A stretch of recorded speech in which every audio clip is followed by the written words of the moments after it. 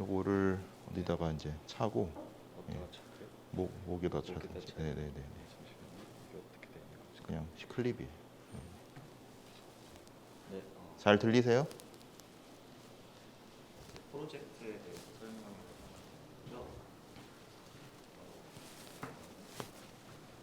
이걸로 네. 우선 제 필터는 제 프로젝트는 이제 리퀴드 멤브레인 필터라는 주제를 가지고 이제 그것을 모델링하는 이제 프로젝트인데요. 이제 리퀴드 멤브레인 필터가 뭔지 우선 설명을 해드릴게요. 여러분들 이제 비눗방울 놀이 같은 거 많이 해보셨죠? 그런 것처럼 이제 이제 계면활성제라는 물을 섞어가지고 이제 비눗물을 만들어서 그걸로 이제 비누막을 만들게 되면 이제 우리 기존의 고체 필터와는 다른 형질의 필터를 만들 수 있어요. 근데 이게 이제 어떤 이제 특징이 있냐라고 하면 이제 우선 고체 필터부터 설명을 해볼게요. 고체 필터는 저희가 흔히 이제 채라고 하는 CV라고 하는 이제 어떤 파티클을 이제 세퍼레이션하는 그런 장치인데요. 그 중에서 이제 고체 필터 같은 경우에는 그 입자의 크기를 가지고 분류를 합니다. 근데 이제 리퀴드 멤브레인 필터 같은 경우에는 이 비누막을 이제 만들어 놓고 거기다가 떨어지는 어떤 입자들의 운동 에너지의 대소 관계에 따라서 그것을 구분을 할 수가 있어요. 그래서 가변적인 분류 기준을 가지고 있다라는 특징이 하나가 있고요. 그리고 두 번째는 이제 유체를 막을 수 있다. 그러니까 이제 고체 필터 같은 경우에는 구멍이 뚫려 있는 형태다 보니까 이제 액체나 아니면 기체에 이제 통과가 되는데 이제 이 액체 필터 같은 경우에는 이 비누막으로 돼 있고 그것이 비누막을 뚫고 이제 들어가는 마치 세포막에서 물질이 교환이 일어나는 그런 형태로 되어 있기 때문에 이제 기체와 액체와 같은 유체를 막을 수 있다라는 장점이 있습니다. 근데 이제 여기서 제일 큰 문제가 뭐냐고 하면 여기 나와 있는 이제 라이프타임 프로블럼입니다. 이제 비누막 같은 경우에는 시간이 지나면 깨지게 되잖아요. 그래서 이 비누막의 수명을 알아야 얘를 언제 저희가 이 물을 계속 리필을 해줘가지고 수명을 늘릴 수 있는지를 알 수 있어요. 그래서 이걸 일반적으로 사용하기 위해서는 라이프 타임을 알아야 합니다. 근데 이게 수학적으로 모델링이 안 돼 있다 보니까 이제 제가 이번에 하려고 하는 최종적인 목표가 라이프 타임을 미분 방정식으로 모델링을 하는 거고요. 그래서 우선 이제 제가 스텝으로 스텝별로 제가 나눠놨는데요. 우선 첫 번째로 할 것은 리퀴드 멤브레인 필터의 서페이스 에너지를 먼저 이제 모델링을 할 겁니다. 이제 기존 연구에서는 이게 유체 역학으로 설명이 먼저 돼 있어요. 그러니까 이제 표면 장력 같은 경우에는 깁스 에너지의 단면적에 대한 편미분 값인데 그 값을 이제 면적이 바로 그냥 곱하는 형태로 해서 그 자체가 가지고 있는 에너지를 구하는 형태가 이제 나와 있었는데요.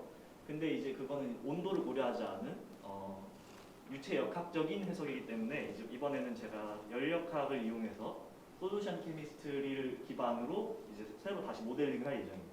그래서 먼저 에너지에 대한 모델을 먼저 얻을 거고요. 두 번째 스텝은 이제 수명에 관한 모델을 제가 앞에서 만들어놨던 에너지의 모델을 기반으로 만들 겁니다. 이제 이 필터가 깨지는 이유는 그 안에 있는 물이 증발을 해서 이거 자체가 에너지가 비누막의 에너지가 형태를 유지할 수 없는 순간이 오게 되는데요.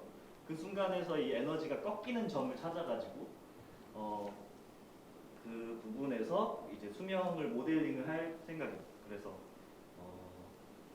만약에 이 수명까지 모델링이 끝나고 나면 마지막에는 이제 그걸 직접 실험적으로 확인을 해볼 건데요. 제가 지금 일반화학 실험 수업을 듣고 있어서 이제 일반화학 실험 교수님께 이제 메일을 써가지고 혹시 실험이 가능한지 우선 여쭤보고 안 될 수도 있어요. 근데 이제 이거는 사실 롱텀 골로 제가 설정을 해놨던 거라서 이번 학기엔 못할 수도 있지만 어쨌든 최종적으로는 제가 만든 모델을 실험적으로 한번 확인을 하는 그런 계획을 가지고 있습니다. 네. 이게 제 프로젝트입니다. 그렇습니다. 혹시 저기 맨 밑에 당장 해야 될 것들이 뭐가 있나요? 당장 해야 될 게 이제 그 아 그게 서치로 그건가요? 네. 이거를 먼저 하고 있는데 그래서 지금 그 우선은 그 여기 물리화학이라는 그 책에서 이제 이걸 모델링할 수 있는 기본적인 이론들이 있고요. 그리고 그거 외에 이제 논문들 지금 찾아보고 있는데 거기 중에서 이제 연력학적으로 어떻게 이 표면 장력을 해석하는가라는 내용을 이제 솔루션 케미스트리 그 저널에서 찾아보고 있어요. 그래서 그걸 기반으로 모델링을 할 생각입니다. 질문 있어요?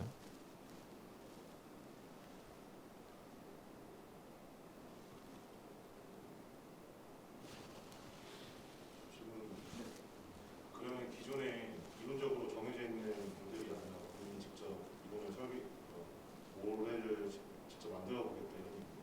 그러니까 지금 돼 있는 그 모델 자체가 그러니까 면적이랑 표면 장력에 의해서 결정되는 것처럼 이제 표현을 해놨는데 그 표면 장력이 실제로는 온도랑도 연관이 되어 있고 그리고 이 안에 있는 농도랑도 연관이 되어 있고 그러니까 여러 변수들이 그걸 결정할 수 있는 여러 변수들이 있어서 그거를 이제 좀 더 풀어가지고 이제 그 모델 안에서 만들어 보는 걸 우선 목표로 하고 있고요. 그걸 기반으로 최종적인 사실 목표는 이제 수명의 모델링이기 때문에 그걸 베이스로 해서 이제 뭐 증발 속도라든지 아니면 다양한 변수들을 넣어서 이제 미분 방정식의 형태로 만드는 것이 저희 목표입니다.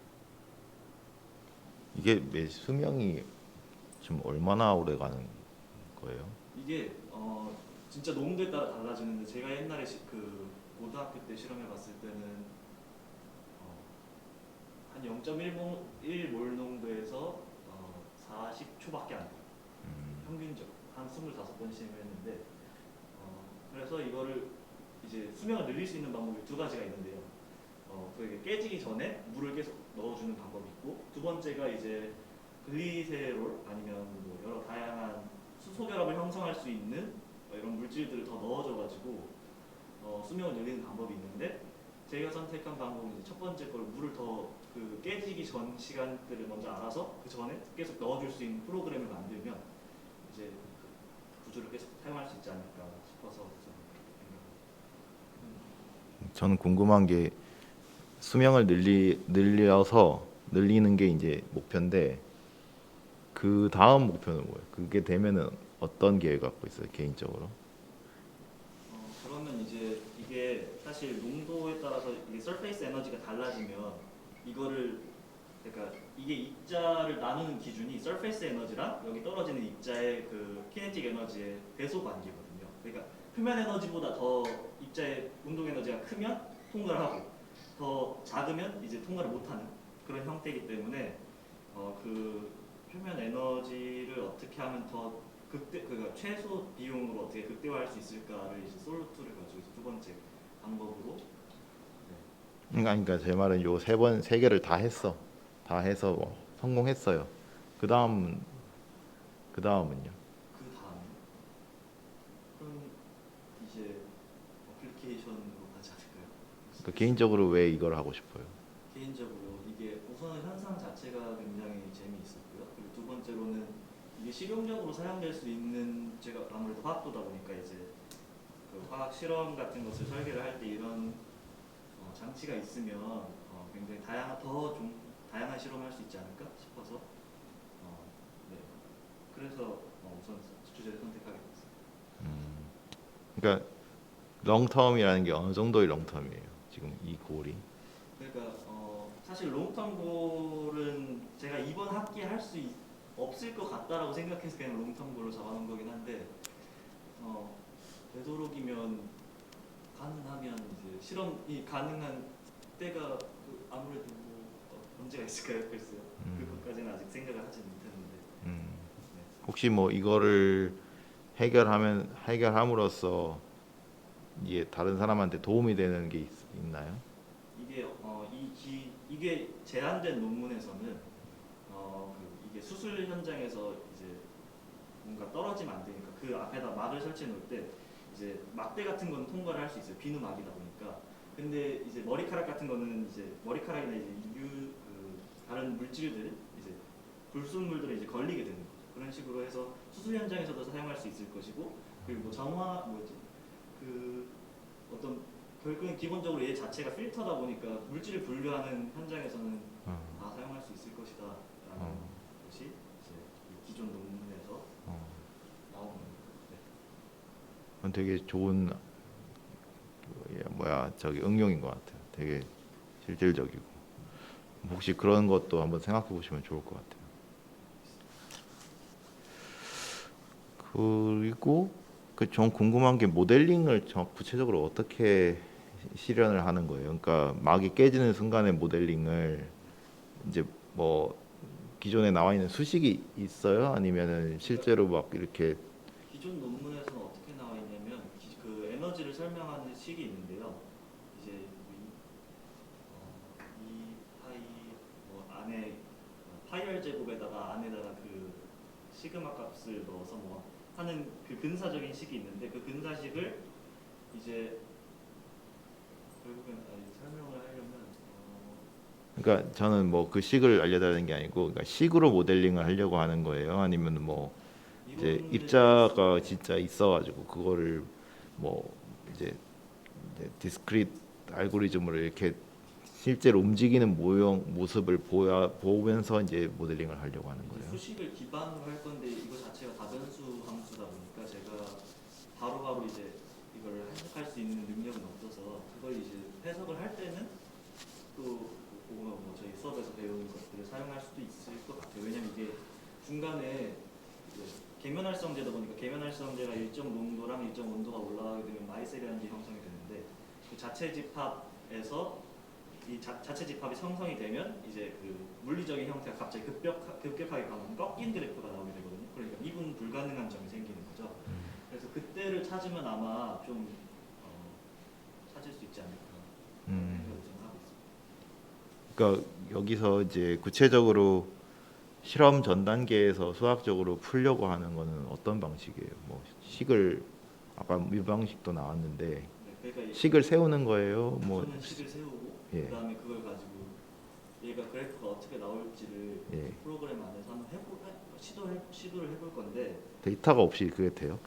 그러니까 제가 예전에 실험해 놓은 게 아, 있어요. 그걸 근데 그게 그 실험 양이 너무 적고 그리고 좀 한정적이어서 이제 맨 마지막에 세 번째 익스페리멘테이션은 그걸 기반으로 좀 더 응용된 실험을 할 예정이고요. 우선은 데이터 기반으로 한번 찾아서 해볼 생각입니다. 그리고 기존에 나와 있는 그 SDS라는 그 서펙턴트를 쓸 건데 제가 걔는 이미 값이 어느 정도 나와 있는 것들이 있어요. 그 표로 나와 있는 게 있어요. 그래서 그 표를 기반으로 만들 수 있지 않을까라는 생각을 했습니다.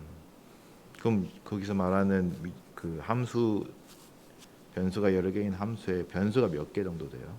제가 생각했을 때는 한 3개 정도 될 것 같은데요. 우선 면적이 들어갈 것이고 그리고 온도 그리고 그 설펙턴트의 몰수가 아마 들어갈 것 같습니다. 또 질문 있으세요?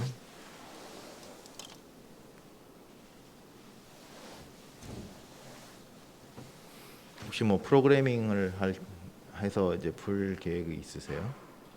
제가 이걸 프로그래밍으로 풀 수 있을 만한 프로그래밍 실력은 없는 것 같아서 그러니까 내 말은 그러니까 프로그래밍이 필요한 그 부분이 있냐고요.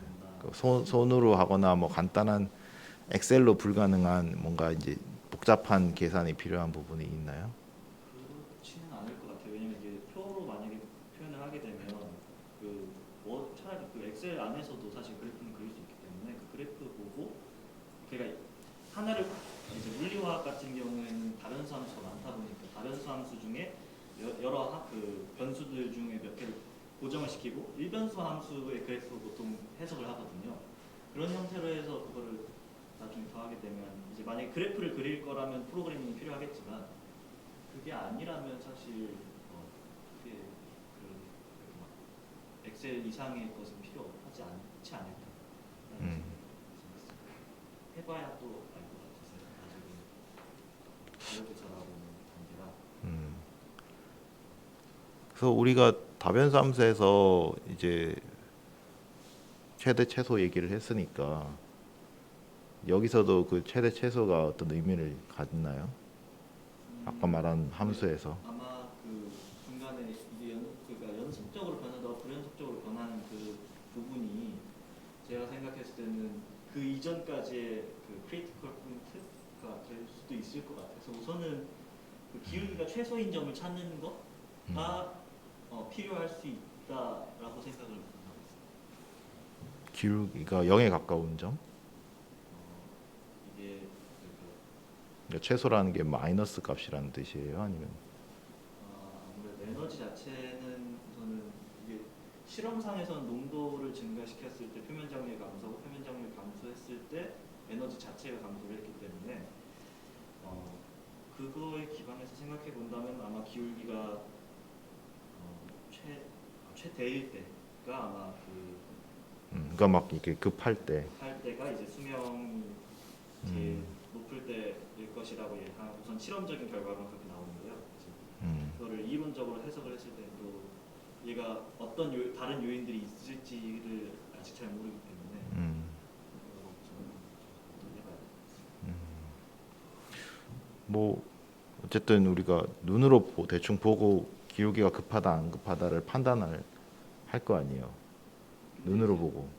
그 아까 말씀드린 엑셀 같은 경우에는 이제 네. 나중에 그 슬로프 함수 자체를 쓰면 이제 슬로프가 다 기록이 되잖아요. 그 기록 중에서 또 안에 있는 값들을 또 맥시멈 값을 찾으면 최대 기울기를 찾을 수 있을 것 같아서 그런 식으로 우선 그거 정도면은 그 프로그래밍을 할 수 있을 것 같은데요.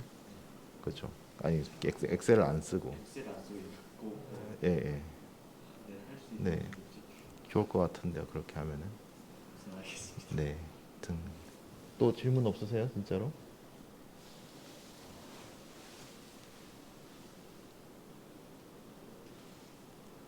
네. 잘하셨습니다. 좋아요. 재밌어요. 네. 박수 좀 치고. 네. 그 다음에 누구더라?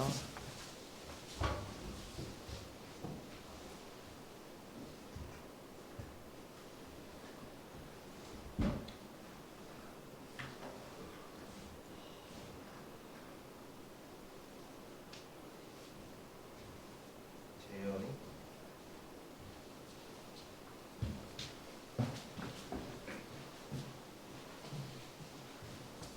그거 좀 여기 목에다 차세요. 이거요? 예, 예.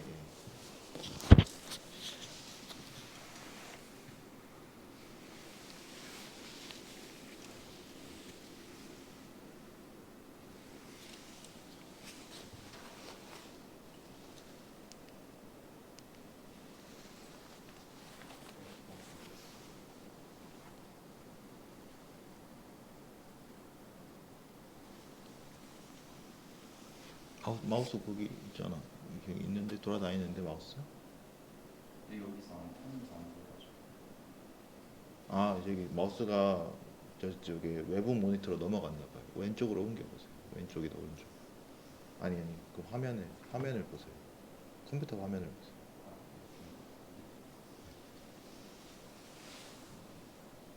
아니 거기를 보지 말고 컴퓨터 화면을 보라고. 컴퓨터 저게 외부 모니터란 말이에요. 네. 화면 복제가 아니고 네. 마우스를 옮겨 보세요. 오른쪽이나 왼쪽으로 확. 반대로. 왔어요? 네네.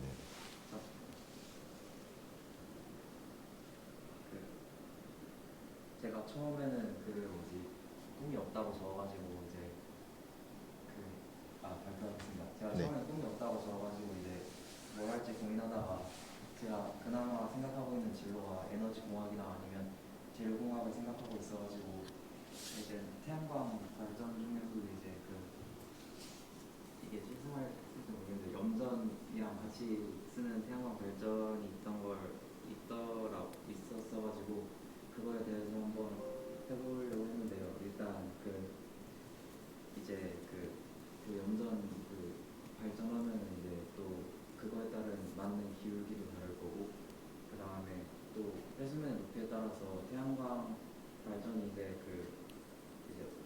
태양광 발전이 만약에 태양광이 만약에 발전하면서 약간 열이 발생하면서 그 효율이 줄어들잖아요. 그거를 물이 해수에 의해서 어느 정도 시켜서 온도를 낮춰주는데 그거에 따른 효율성을 이제 프로그래밍으로 만들어서 이제 어떻게 될까를 이제 한번 생각해보고 있는데, 일단은 제가 생각한 세 가지 변수는 이제 햇빛을 세게 하고, 그 다음에 물의 높이하고, 그 다음에 기울기인데, 기울기입니다.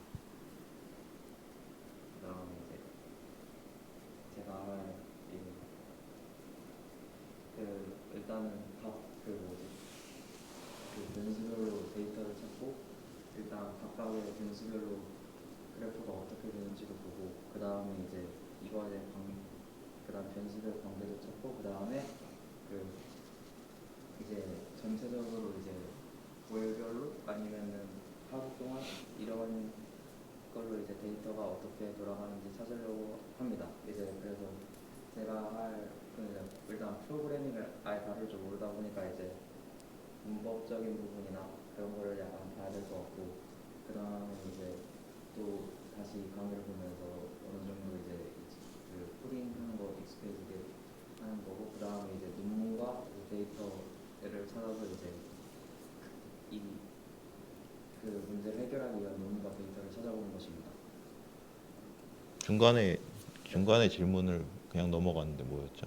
이거는 이제 24시간 동안 줄이라고 했는데, 이게 정확히 그 어떻게 하루 안에 줄이라는 건지 정확히 잘 의미를 잘 모르겠어가지고, 저는 일단 하루가 아니고 24시간 24시간. 연속이 아니라 전체 24시간 동안 내가 이거를 한다고 했을 때 할 수 있을 만큼의 이제 문제를 좁혀라는 거죠. 네, 그래서 저는 그냥 이 문제를 좁힌 것도 마찬가지로 그러니까 제가 직접 실험을 해서 하는 게 아니라 약간 자료를 찾아보면서 데이터를 구하는 형식으로 일단 생각해서 이렇게 적은. 그러니까 뭐 정확히 뭐예요? 그 문장이 조금 안 맞는데. 그러니까 효율성의 그래프를 그리는 건 이제 약간 아까 말했던 것처럼 월별 데이터를 찾거나 아니면 이제 각각의 변수에 따른 효율성 이렇게 찾는 걸로 이제 제가 문제를 간단화시키는 겁니다. 그러니까 효율성 그래프를 데이터를 찾고 네. 그거에 따라서 효율성 그래프를 그리겠다.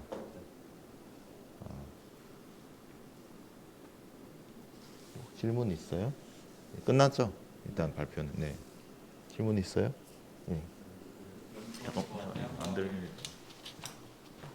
염전과 태양광을 연관시키는 그런 발전 기술이라 하셨는데 구체적으로 어떤 식으로 하는 건지 좀 설명해 주셨으면 좋을 것 같습니다.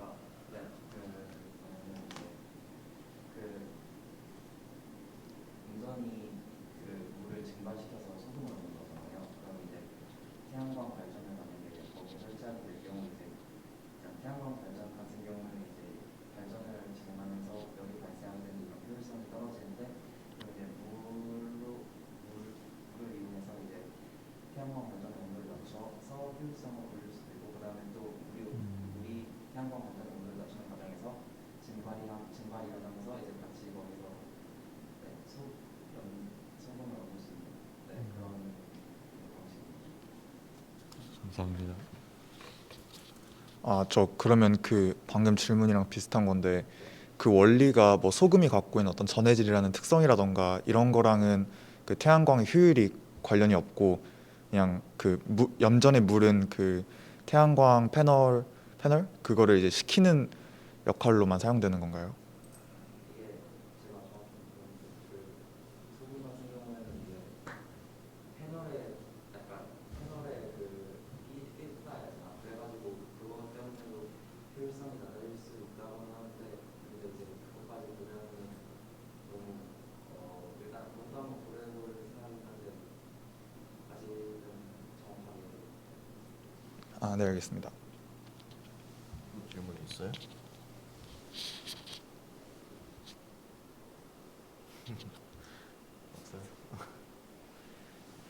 이거 염전이랑 태양광을 같이 생각하는 게 재현이 오리지널 아이디어예요? 그건 아니에요. 어디서 하고 있는 거예요, 그러면? 네, 아마 봤던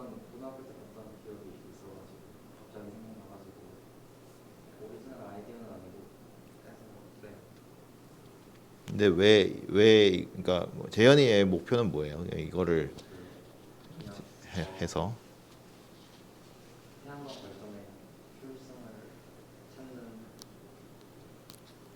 겁니다. 네.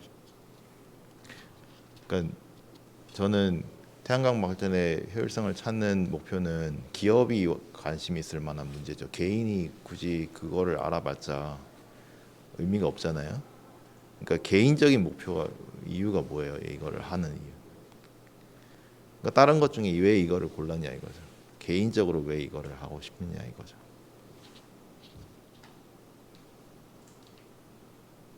제가 이제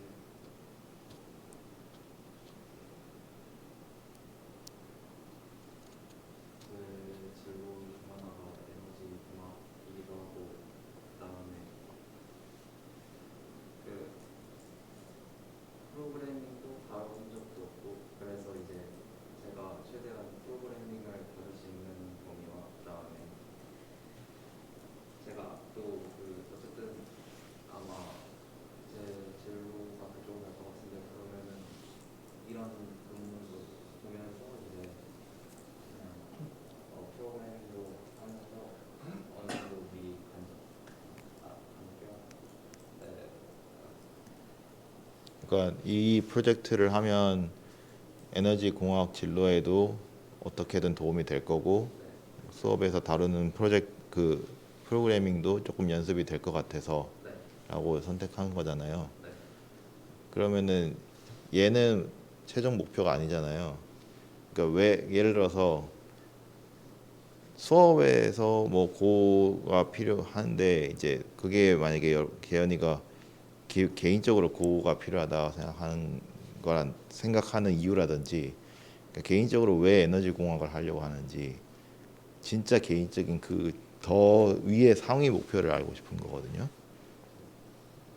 제가 솔직히 말해서 에너지 공학이나 재료공학을 전공하게 된 이 이후의 개인적인 목표는 솔직히 저도 정확히는 모르겠습니다. 근데 이제 제가 아마 예전부터 이제 환경 문제에 조금 관심이 있었던 것 같은데 이제 그거에 관해서 계속 보다 보니 이제 어쨌든 환경 문제를 개선하기 위해서는 어쨌든 뭐 환경 오염 물질을 줄이는 것도 중요하지만 오히려 저는 효율성도 중요하다고 생각하기 때문에 효율성이 좋아야 어쨌든 이제 덜 인풋이 덜 들어가면서 아웃풋이 좀 더 나올 수 있는 거잖아요. 그래서 저는 그렇게 생각해가지고 아마 제가 재료공학이나 에너지공학이 효율성 쪽으로 생각했습니다. 그 이유를 들으니까 훨씬 더 이게 흥미로워졌어요. 그러니까 왜냐하면 그냥 효율성에 대해서는 되게 뭐 다들 생각할 수 있는 문제고 사실 뭐 어디 가든 논문에도 있는 건데 재현이의 이유를 들으니까 환경 문제에 관심이 있고 그 중에서도 효율성에 관심이 있다고 얘기를 해줬잖아요. 훨씬 더 재밌어졌거든요. 뭐 이게 대답을 할 수 있을지 모르겠는데 저는 더 나가서 그러면은 왜 환경 문제에 관심이 있는지 또 궁금을 하거든요.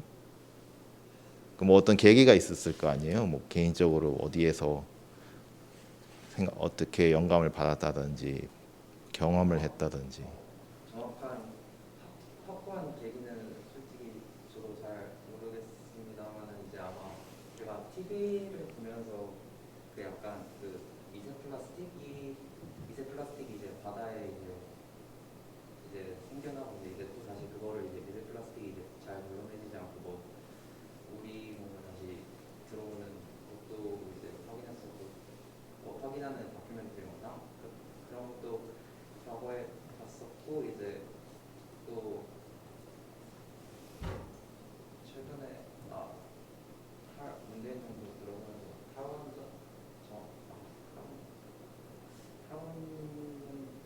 탈원전도 이제 어쨌든 환경 문제 그 문재인 정부 측 입장에서 이제 탈원전도 이제 어쨌든 그 환경 문제를 위한 환경 문제 개선을 위한 거라고 했다고 생각하지만 이제 어쨌든 저는 그렇게 생각하지 않죠. 어쨌든 저는 그냥 전반적으로 그런 이슈들을 많이 접하면서 이제 이런 문제에 대해서 좀 더 관심을 가지게 된 것 같습니다. 그 훨씬 저는 그 얘기를 들으니까 그러니까 이제 사람 어쨌든 이 연구라는 게 사람이 하는 거기 때문에 그 사람의 스토리가 들어가야 되는데 되게 뭐라 그래야 되지? 그러니까 연구 주제가 처음에는 그냥 약간 이제 그 정적인 거였으면 좀 여기서 좀 살아나는 느낌이에요. 어쨌든 내용 자체는 저는 좋다고 생각해요. 그러니까 고어를 조금 쓸 생각도 있는 거고 고어를 쓸 생각도 있는 거잖아요. 그러니까 이걸 하면서 그러니까 데이터도 분석을 찾아야 되는데 이제 그거는 데이터를 찾는 곳이 있겠죠. 네, 이제 일단 그 기울기나 이제 햇빛 같은 측면 같은 경우에는 햇빛 같은 측면에는 기존에 그냥 태양광 발전에 대한 내용도 있으니까 그 내용도 참고하면서 네, 이제 됐습니다. 네. 그래서 전 좋은 주제 생각하고 이제 중간에 하다가 구체적으로 어떤 뭐 그래프를 그린다든지 아니면은 뭐 다른 뭐 적분이나 이런 내용들이 필요하면은 우리가 계속 해 나가는데 필요하면은 이제 내가 이 부분이 필요하다 특정하게 이거를 코딩을 해야 된다. 근데 이제 우리가 수업 시간에는 딱 그 부분을 안 다룬다. 그러면은 이제 알려주시면 같이 해볼 수 있으니까 이제 그거를 타겟팅을 잘 해서 알려주세요. 네, 네, 잘하셨습니다. 다음이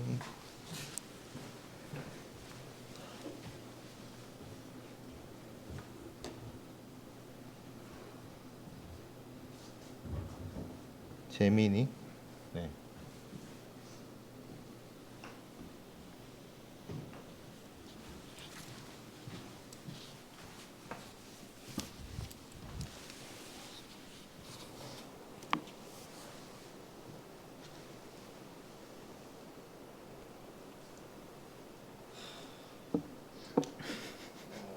사실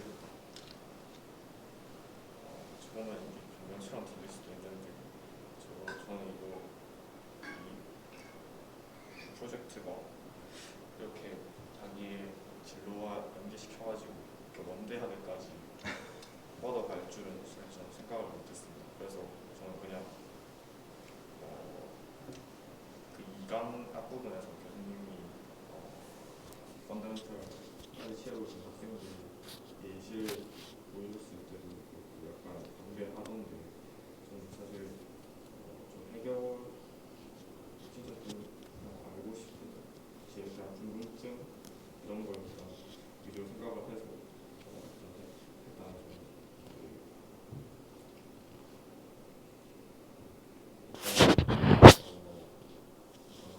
간단하게 보면 그 실린더 같은 게 액체를 담으면 제일 위쪽 부분이 완전 평평하지가 않습니다. 그게 그렇게 생긴 모양을 이제 메니스커스라고 하는데 그 메니스커스는 이제 간단하게 그 용매 간의 응집력이랑 그 용매와 메스 실린더 간의 기민 부착력의 차이로 인해서 특이한 액체마다 특이한 메니스커스를 형성하는데 근데 사실 메니스커스가 생겼을 때 그 임금을 읽는 방법이 위로 만약에 볼록할 경우에는 그 볼록한 끝지점이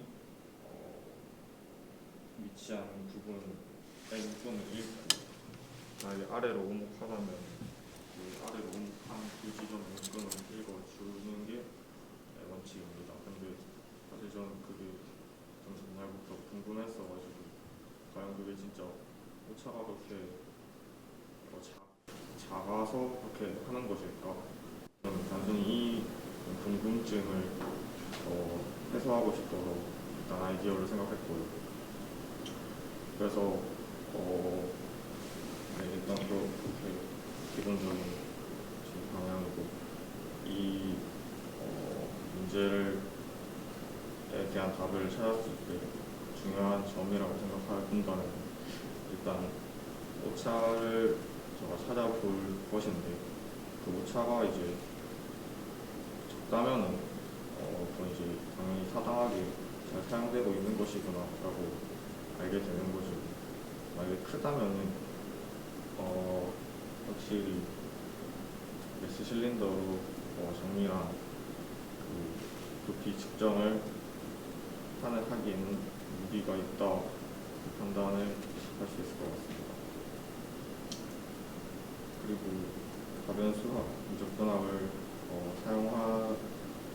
여기 어떻게 사용할 것인지에 대한 질문은 우선 메니스커스가 곡면이기 때문에 그거를 어떻게든 함수의 그래프로 표현을 해볼 수 있지 않을까라는 생각이 들었습니다.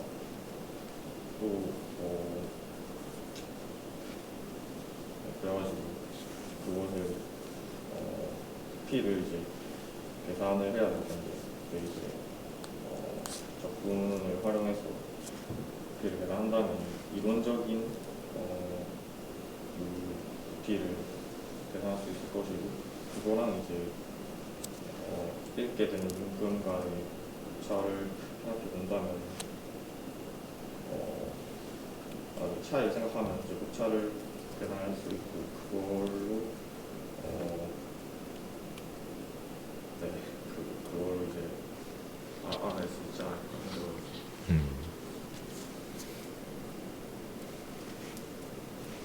두 번째 것도 보여줄 수 있어요? 사실 두 번째 건 제가 구성을 안 해가지고 아, 아직 안 했어요? 머릿속에 있는 걸로라도 말을 네네. 해보자면 네.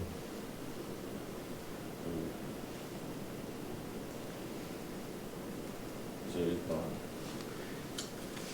문제를 해결하려면은 일단 그 메니스커스에 대한 그래프를 찾는 게 우선 가장 먼저 해야 할 일이라고 생각을 했습니다. 그래서 우선은 생각을 한 게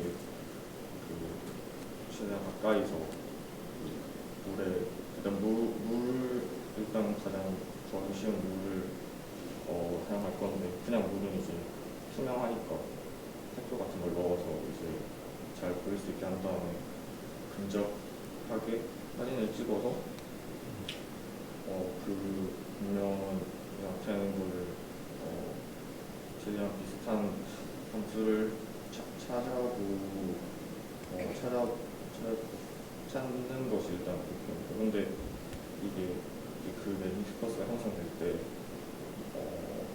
물리적인 여러 힘들이 작용해서 결국 토탈 알짜 힘에 의해서 그렇게 모양이 형성되었을 것인데 그러면 이제 좀 이제 물리적인 그 안에 물리적인 이제 힘을 고려했을 때도 같은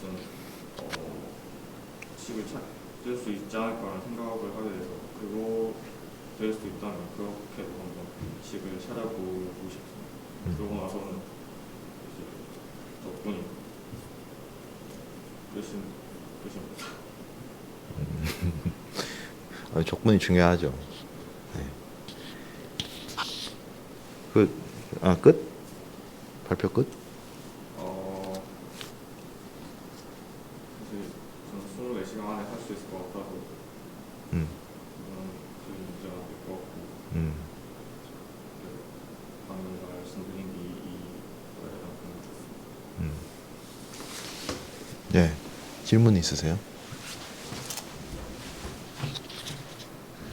저 아까 전에 그 물을 처음으로 실험할 때 그 색소를 타서 좀 그 경계선을 보이게 해주신다 했는데 물 같은 경우에는 응집력보다 점착력이 커서 아래로 물러가잖아요.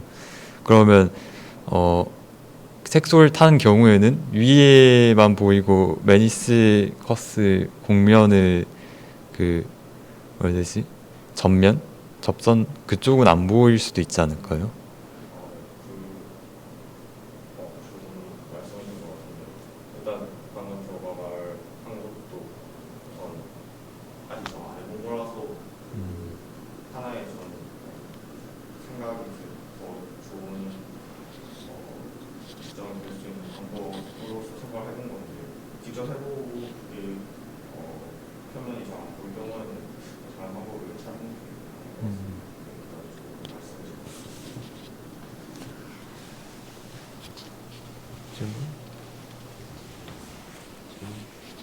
친구인데 질문 좀 해줘. 친구 질문 없어요. 끝난 줄 알고 여기. 그 이제 아까 직접 근접하게 사진을 찍는다고 하셨잖아요. 그러면 그 이제 실제 그 물리적인 현실 세계에서의 스케일은 어떻게 확인을 하시죠? 그건 이제 10원짜리 동전이라는 그런 거 같이 찍어가지고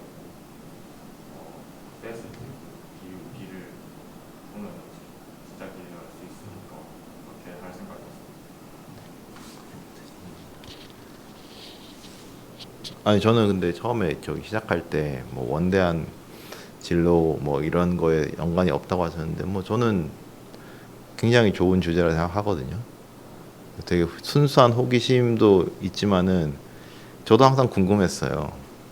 맨날 재다 보면은 저는 이제 요즘에 애기 약 줄 때 가끔 그거 이제 5mm, 4mm 주라고 하는데 이게 대충 눈금이 대충 맞게 하잖아요. 근데 어디에 맞춰야 되는지 항상 궁금했는데 만약에 사람들이 그 하고 있던 그냥 통상적으로 하고 있던 게 틀렸다라는 거를 보이면 엄청 대단한 거죠.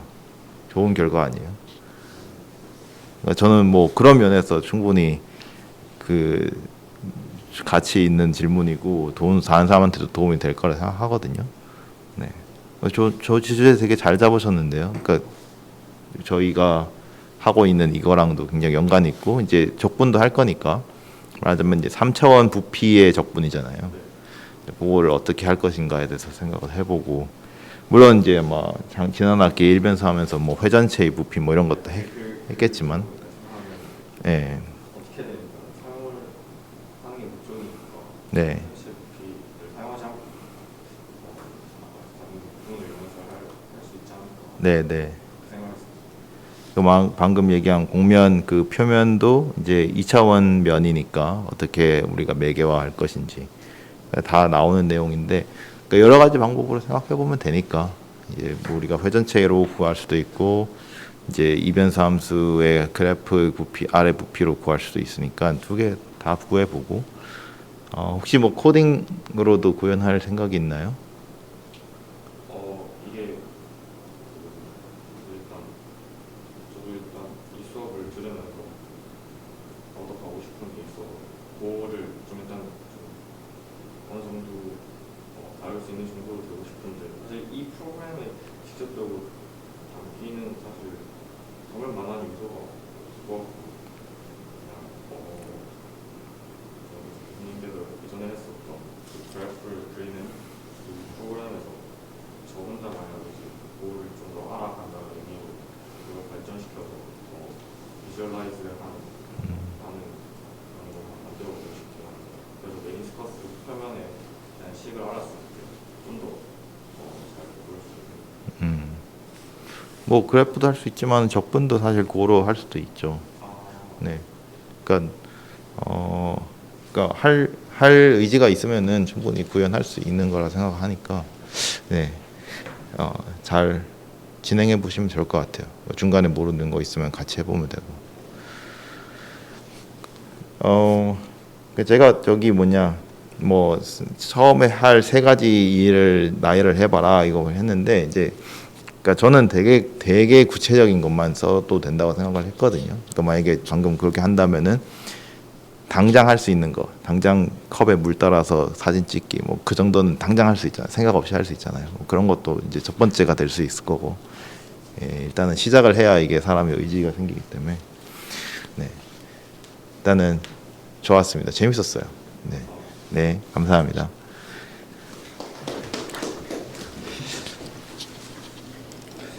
그다음에 현규. 네. 혹시 이번엔 마이크의 친구만 잡을 수 있나요? 지금 소리가 못 밀려요? 마이크가 발표하는 학생 소리가 잘 안 들린다고 제보 와가지고 이번에만 한번 확인을 해본 적 있어요. 네, 네, 네. 근데 네.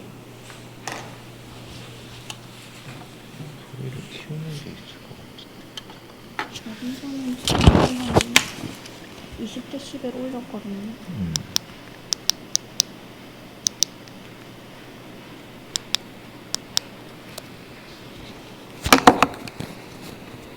네, 마이크 2만 올리는 방법 제가 못 찾아가지고. 요거를 올려야 되잖아요.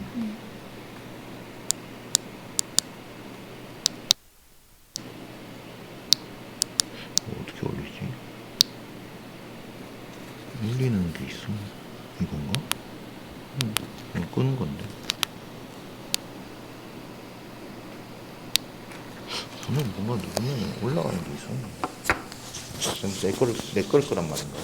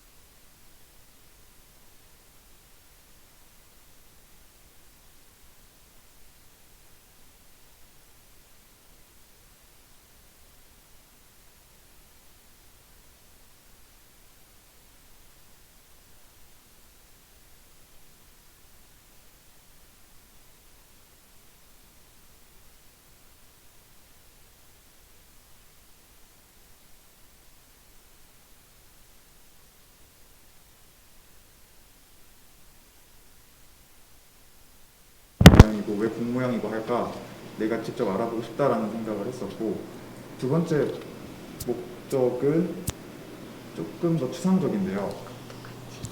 이렇게요? 네, 좀 더 이게 카메라에도 잡히나요? 아, 네, 이렇게 할게요. 이렇게 해야 되나? 이렇게.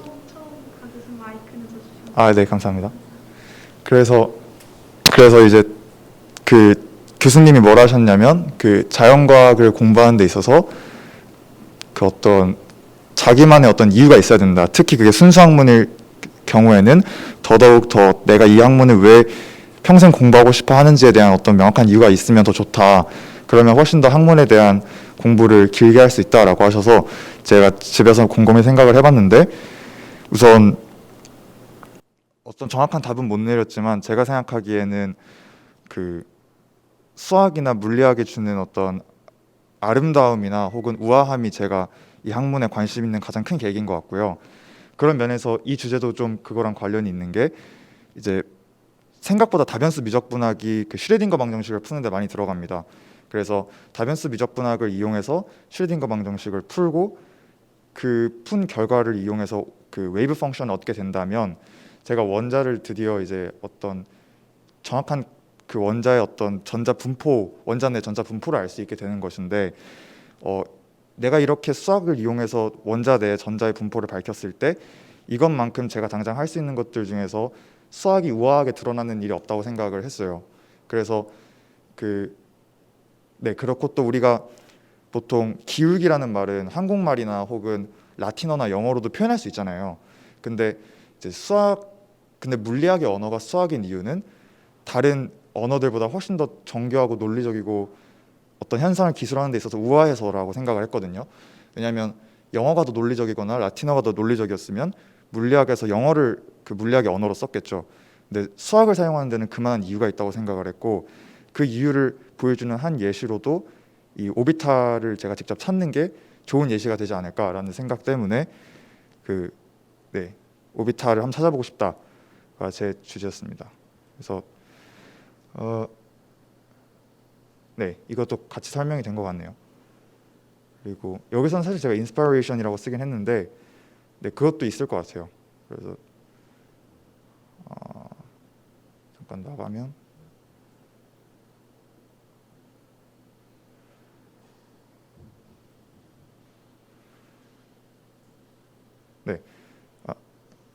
그래서 제 이제 플랜을 조금 3스텝으로 나눠봤는데요.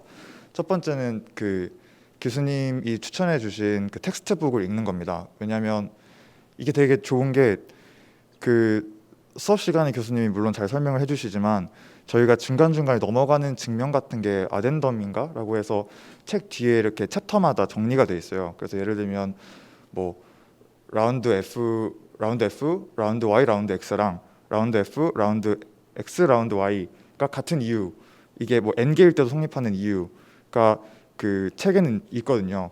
그래서 이렇게 좀 리고러스한 프루프가 같이 책에 있어가지고 이 책을 읽으면 훨씬 더 제가 수학적으로 잘 공부할 수 있을 거라 생각을 했고, 또 두 번째로는 제가 두 번째로 해야 할 일은 어떤 check the crucial parts or concepts of multivariable function calculus that are readily used in describing the orbital function. 그러니까 오비탈 펑션, 그러니까 웨이브 펑션에 들어가는 웨이브 펑션을 기술하기 위해서 사실 다변수 미적분학의 모든 부분이 다 필요한 건 아니고 그 중에서 몇 가지 부분이 주로 사용되는데, 대표적으로는 그레디언트라는 개념이 쓰이고 벡터 필드랑 제가 아는 걸로는 그 다음에 XYZ에서 기술된 벡터 필드를 스피리컬 코디네이트로 바꾸면 오비탈이 원의 대칭인 경우가 원점 대칭인 경우가 많기 때문에 뭐 P나 S가 그렇죠. 그래서 그런 것들이 쓰이더라고요. 그래서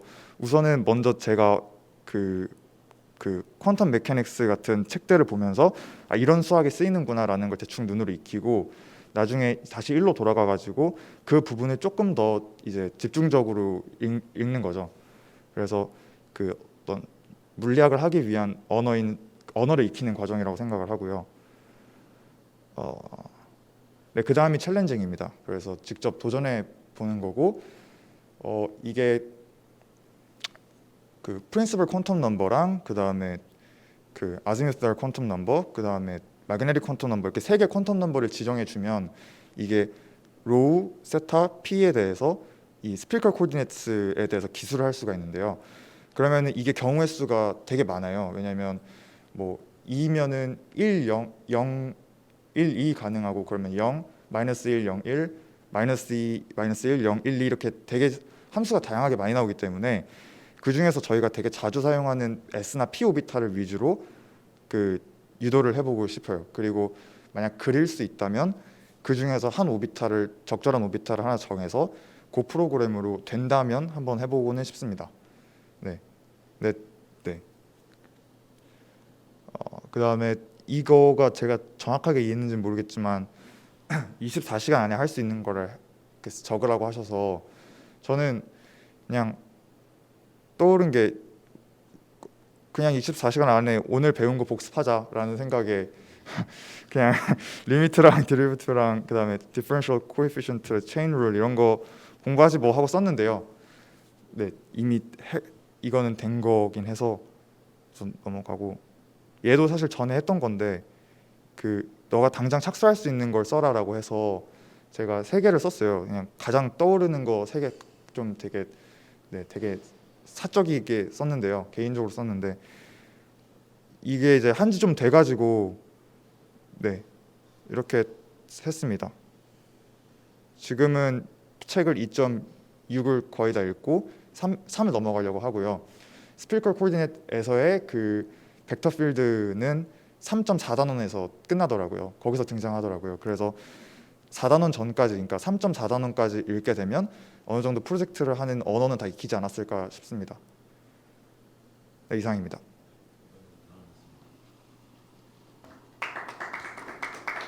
사실 세 가지 꽤 됐으니까 이번 때면 다 끝내고 계속 이제 그 다음 이제 하기를 저는 기대한 거거든요. 아, 잘 하셨어요. 제 네. 의도대로. 질문이 있으세요?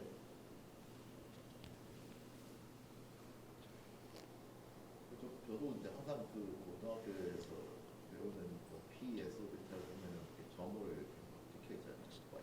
꼬리병 모양도 있고. 근데 이 방정식이 있는 풀 수 있는 방정식이 있는 거예요.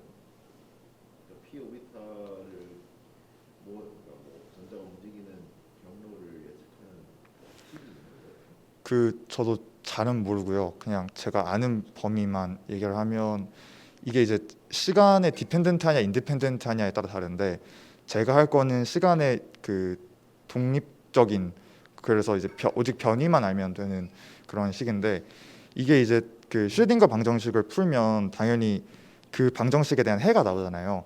근데 이 해가 이 세 가지 정수에 의해서 결정이 돼요.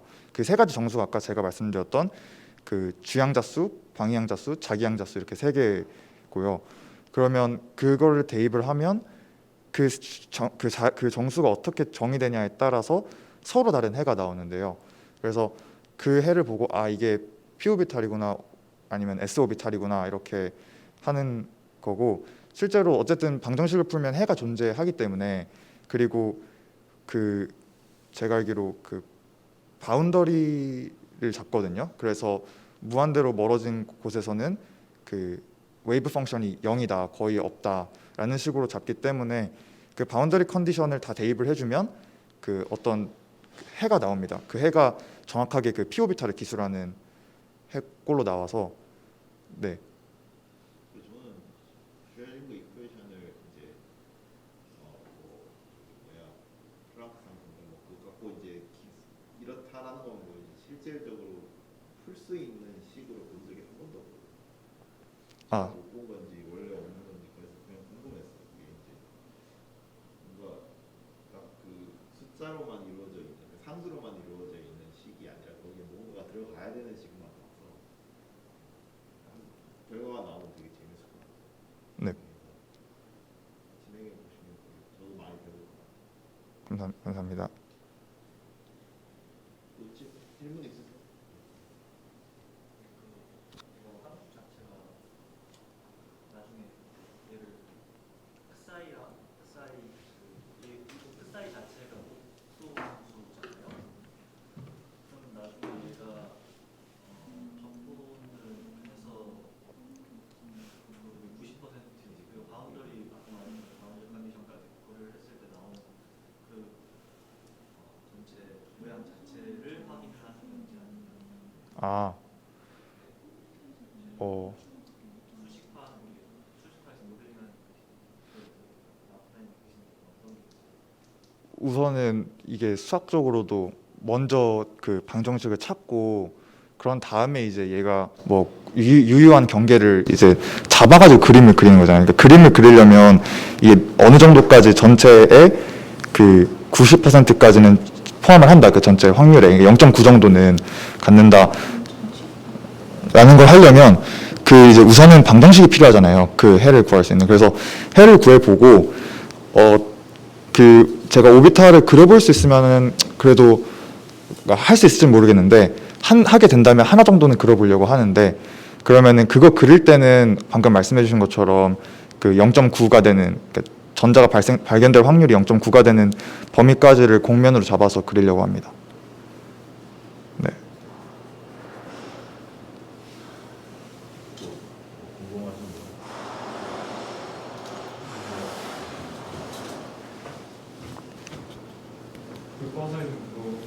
보통 바운더리 컨디션을 90% 확률적으로 90% 안에 있을 영역을 그려주잖아요. 근데 방금 생각난 건데 90%가 아니라 80%, 45%의 그 바운더리 컨디션을 잡아도 우리가 교과서에서 봤던 그런 모양이 나오는지 아니면 또 다른 모양이 나오는지 한번 해보는 것도 괜찮지 않을까요? 우선은 좋을 것 같고요. 그것도 제 생각엔 아마 비슷할 것 같아요. 근데 그 개형은 비슷할 것 같고, 그리고 그 사실 바운더리 컨디션이라는 말이 이게 수학에서는 엄밀히 얘기하면 말 그대로 어떤 공면의 바운더리가 아니라 얘가 이게 마치 우리가 그 IBP 이니셜 밸류 프로블럼 푸는 것처럼 바운더리 컨디션이 그런 역할을 해주거든요. 식을 좀 풀 수 있게끔. 그런 의미에서 제가 말했던 바운더리 컨디션이라고 하는 건 그 오비탈의 바운더리가 아니라 그 우리가 상자 안에 파티클이나 박스라 그래서 상자 안에 전자를 가둬놓는데 그 상황에서 이제 그 이 상자 겉에는 포텐셜이 무한대다. 그래서 전자가 못 나간다. 그거를 얘기했었던 겁니다. 네, 파티클이나 박스 안에서의 그 수학적인 바운더리 컨디션을 얘기한 거고, 어떤 공면의 서페이스의 바운더리는 제가 잡기 나름이겠죠. 그 80으로 하든 90으로 하든. 그래서 네, 그것도 좋을 것 같네요. 궁금한 되시면. 그리고 최종 목표가 식을 이제 만들어가지고 그 피오비타를 그리는 거죠. 네, 그릴 수 있다면 한번 시도는 해보고 싶은데, 이게 식을 제가 잠깐 봤는데 좀 복잡해가지고. 이건 진짜 궁금해요. 어떻게 그러니까 그리는 방식이 있는 건지 진짜 궁금해요. 네. 저도보다 프로그래밍에서 그리면은 이게 답이 조금 정해져 있는 거긴 해서 찾아보면 그 식이 나와서 조금 크리에이티브하지 못하다라는 생각을 저 스스로 하긴 했는데, 이제 제가 실제로 페이퍼로 제출을 할 때는 이 과정에서 이게 다변수 미적분학을 처음 배우는 사람도 그 오비탈 원리를 이해하기 위해서 수식적으로 따라갈 수 있게끔 필요한 어떤 뭐 아무리 리고러스해도 그런 프로프나 아니면 티어럼 같은 거를 옆에다 다 적어놓을 생각이고요. 그 유도되는 과정 각각에. 그래서 조금 이렇게 그 퀀텀이랑 그 다음에 멀티베리어블을 잘 섞어서 처음 보는 사람도 잘 읽을 수 있게끔 하는 게 제 목표입니다. 일종의 참고서처럼. 지금 되게 좋은 얘기 해줬는데 우리가 전에 내가 얘기를 했나 모르겠는데 그 어떤 분야든 간에 기술자가 있고 연구자가 있고 테크니션이 있고 리서처가 있는데 수학과 마찬가지고 자연과학공학 예를 들어가지고 화학 기술원이랑 화학 연구원이랑 큰 차이점이 뭐냐면 화학 기술원은 있는 것만 쓰는 거야. 결과만 갖다 써서 잘 이제 만들어낼 수 있는 사람이고, 연구원은 이제 원리를 연구하는 사람이니까 우리는 그래서 연구원에 좋거든요. 기술원이라고 저기 전문학교 온 건 아니잖아요. 기술 전문학교는 아니고. 그러면은 사실 옛날에 다른 사람들이 했던 거, 그러니까 옛날에 사람들이 던졌던 질문들을 다시 생각해 보는 게 전혀 시간 낭비가 아니거든요. 오히려 그런 사람들이 던졌던 질문들을 내가 똑같이 이제 한번 해보고 똑같은 결과가 나왔다. 그러면은 이제 여러분들 그 사람들에게 한 일들을 할 수 있는 가능성을 갖게 되는 거예요. 그러면서 즐겁고 이제 계속해서 새로운 것도 할 수 있는 거예요.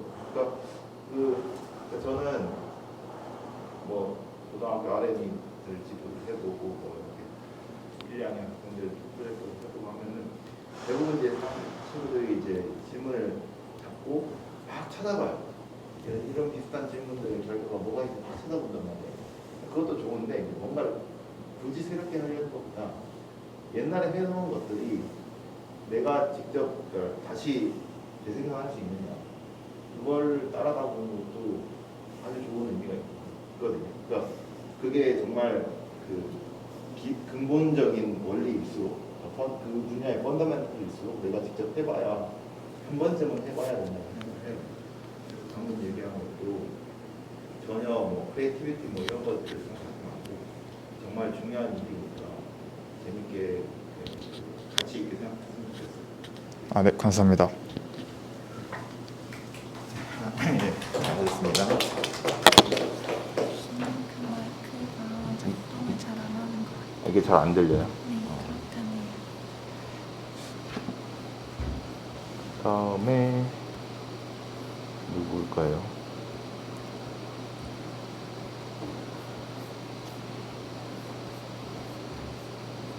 지수.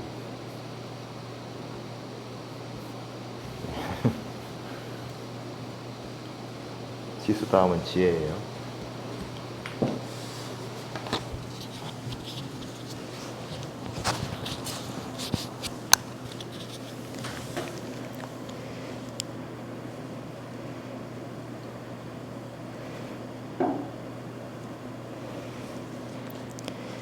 저는 제가 현재 관심 있는 분야가 영상 처리이기 때문에 지금 이번 학기에도 영상 처리 과목을 듣고 있습니다.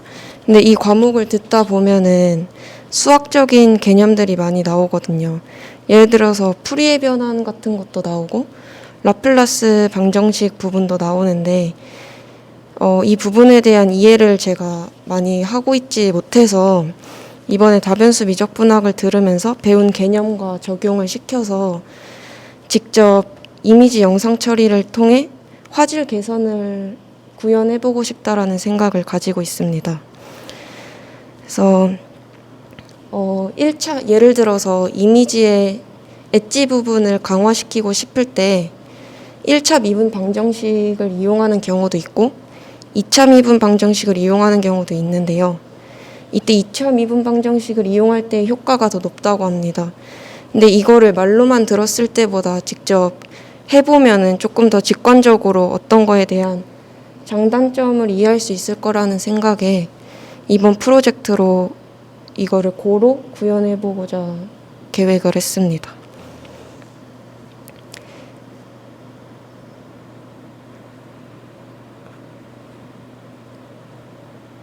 그래서 저도 이거 24시간 내에 할 수 있는 계획을 살짝 잘못 이해한 것 같긴 한데 먼저 고로 모든 것을 다 구현할 계획이기 때문에 1차적으로는 고 언어를 배우는 것이 중요하다고 생각을 했고요.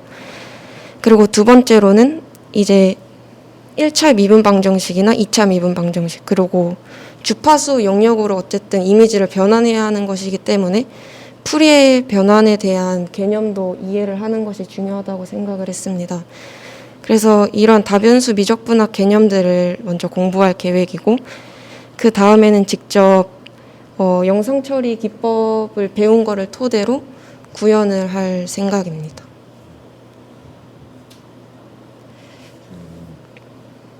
혹시 영상 처리를 하고 싶은 개인적인 이유가 있어요?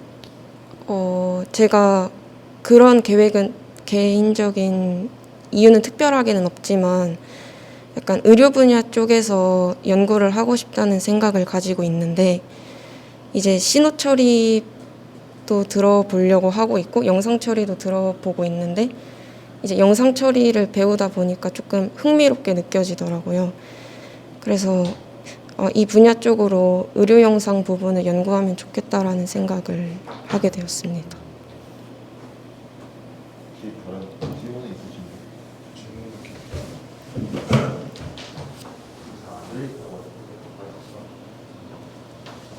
그 풀이의 변환을 쓰신다고 하셨는데 네. 제가 여기 보면 풀이의 변환이 공학 수학에서나 언급될 정도로 좀 다른 미보다는 조금 더 고급 개념을 알고 있거든요. 다변수 미적분학에서 그걸 우리 학기 중에 배우는 내용을 가지고 풀이의 변환까지 어떻게 잘 확장을 시키고 또 이제 풀이의 변환을 모르는 친구들한테 이제 그걸 어떻게 설명시킬 수 있을 건지 그런 내용이 있으면 좋을 것 같아요. 네, 저 참고하겠습니다. 저요? 네네, 4학년입니다. 아니 하는 데는 문제가 없을 거라고 생각하는데 뭐이 기회에 뭐 1학년도 풀이의 변환이 나타나는 걸 보면 좋죠. 근데 너무 감사해요. 네. 지금 내용이 우리가 하는 질문보다는 높으니까 잘 설명을 해주면 좋을 것 같아요. 네. 또 질문이 있어요?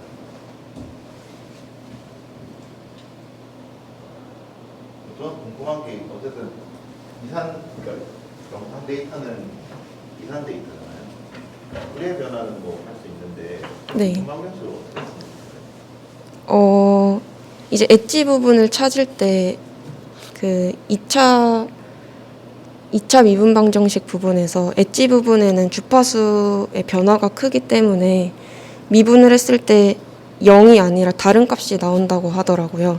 그래서 0이 안 나오는 부분을 찾으면 그 부분이 엣지가 되니까 그 부분만 이제 강화를 시켜주면 이제 엣지 부분이 강화되는 영상이 개선되는 이미지를 얻을 수 있다고 합니다. 아, 그 2차 미분 방정식이 아니라 2차 미분 값을 생각한다는 거예요. 네, 그러니까 네, 변이의 변이를 생각해서 이게 큰 곳을 찾아서 강화시켜준다. 네. 질문이 있나요?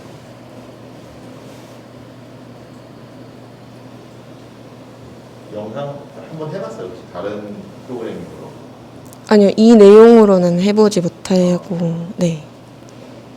고로 그런 뭐이 기회에 해보면 재밌을 것 같은데 아마 지금 내용이 뭐 영상이 얼마나 클지는 모르지만 고가 사실 그 좋은 이유가 컨퍼런시를 할 수 있거든요.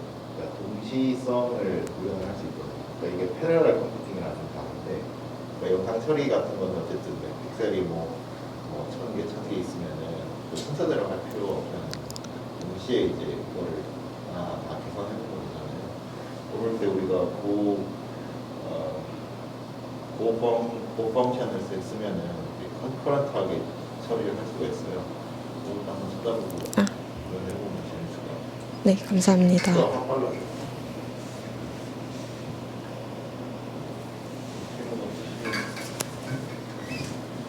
네, 잘 들었습니다.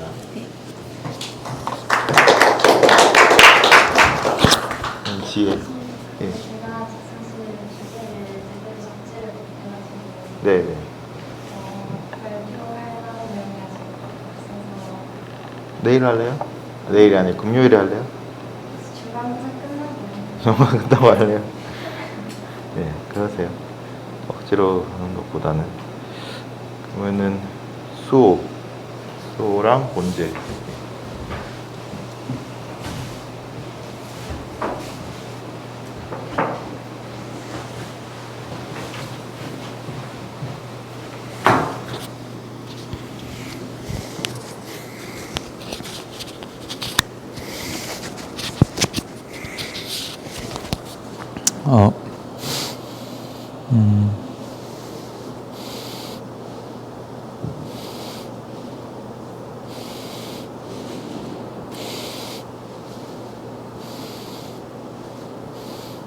네, 일단 저는 일단 먼저 제 진로 분야에 대해서 말씀드리자면 제가 현대 이론 물리 쪽으로 전공할 거고 그 중에서도 세부 분야로 루프 양자 중력 이론이라는 걸 연구하고 싶거든요.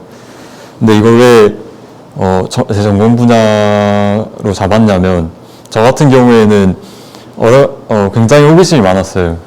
일단 제가 살면서 저보다 호기심이 많은 사람을 본 적은 없을 정도로 호기심이 많았는데 이 호기심이 대부분 물리학 선에서 좀 해결해 줄 수 있는 거더라고요. 그래서 물리학을 좋아하게 되었고 그리고 그 물리학 관련 책을 읽다가 시공간에 대한 좀 그런 책을 읽어봤는데 이게 딱 굉장히 흥미로운 주제더라고요. 저희가 살고 있는 이 시간과 공간의 본질이 무엇인지 뭐 그런 거에 대해 생각해 볼 수 있었는데 예시를 들면 뭐 시간 여행을 한다고 가정을 한다면 뭐 마블 그것처럼 멀티버스로 이게 차원이 쪼개지는 건지 아니면 그 해리포터 3권의 아즈카반의 죄수 거기서 헤르미온느와 해리포터가 타임터널을 이용해서 시간 여행을 할 때 그 시간대에는 그 친구들이 2명씩 존재하거든요. 이런 식으로 되는지 뭐 이런 거 생각해 보면 굉장히 재밌잖아요. 그래서 제가 시간과 공간, 시공간에 대한 연구를 하고 싶다 생각을 했고 그 중에서도 제가 루프 양자 중력 문제라는 게 있는데 일단 이것부터 말씀해 드리자면 예전에 20세기 초반에 양자역학이 개발되고 나서 굉장히 많은 좀 과학자들이 뭔가를 다 통합하고 싶어 하거든요. 뭐 전기와 자기도 통합하고 그 양자도 이 4대 힘 중력, 양력, 강력, 전자기력이랑 통일해 보고자 했는데 그 중에 양력, 강력, 전자기력은 통합을 했는데 양자역학과, 근데 아직 양자역학과 중력을 통합을 못했어요. 이게 왜 그러냐면 중력 같은 경우에는 엄청 거시적인 세계를 기술하는 그런 것들이고, 예를 들어 뭐 행성이나 은하계 이런 것들, 그리고 양자역학 같은 경우에는 가장 작은 미시적인 세계를 기술하는 거잖아요. 그래서 그에 대한 문제점으로 양자역학과 중력, 즉 일반 상대성 이론이 통합이 되지 못했는데, 이거를 통합하려는 시도, 그 이론들이 두 가지 정도가 있거든요, 현재. 한 가지는 여러분이 잘 아실 것 같은 촉근 이론이 있고, 나머지 하나가 루프 양자 중력 이론인데, 제가 이 루프 양자 중력 이론에 관련된 책을 찾아보다 보니까 이 학문을 연구하면 내가 그토록 궁금해 왔던 시공간에 관련된 뭔가 본질적인 거를 깨달을 수 있을 것 같구나라는 생각이 들어서 전 이걸 하고 싶게 되었고, 그래서 이번 프로젝트와 내 진로 희망인 부분과 어떤 관계를 맺을 수 있냐 하면, 이게 일반 상대성 이론의 방정식이 있거든요. 아인슈타인이 만든, 여기 얼 뮤뉴 플러스 2분의 1 G 뮤뉴 뭐 이렇게 있는데, 이 중력도 장이라는 게, 필드라는 게 벡터로 기술하잖아요. 그러니까 제가 전기역학을 잠깐 수강해 본 적이 있었는데, 거기서도 처음에 배우는 게 그레디언트랑 컬 이런 거더라고요. 그래서 저는 이번 프로젝트에서 일반 상대성 이론의 방정식을 좀 벡터 칼큘을 이용해서 이해해 보고자 하고, 더 나아가서 제가 이거를 이제 이해한다면 그거를 이용해서 중력상 필드를 만들어 볼 수도 있고, 그리고 또 한 가지 제가 예전에 궁금했던 것 중 하나가, 그 일반 상대성 이론의 증명 중 하나가 수성의 근일차 운동이었나? 그게 뉴토니안으로는 좀 뭔가 그 지구에서 관측한 것과 수성의 운동이 차이가 있었는데, 일반 상대성 이론으로 기술해 보니까 이게 완벽하게 일치한다 했잖아요. 그래서 그거를 제가 한번 해보고 싶습니다. 제가 이렇게 일반 상대성 이론을 제대로 이해하고 뭐 그거를 이용해서 프로그램을 할 수 있다면, 일단 네, 제 프로젝트는 그 정도 생각하고 있습니다.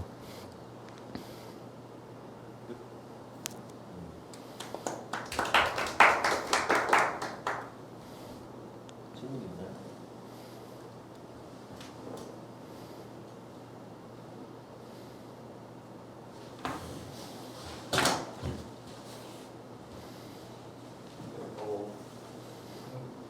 잘 들었고요. 그리고 제가 궁금했던 거는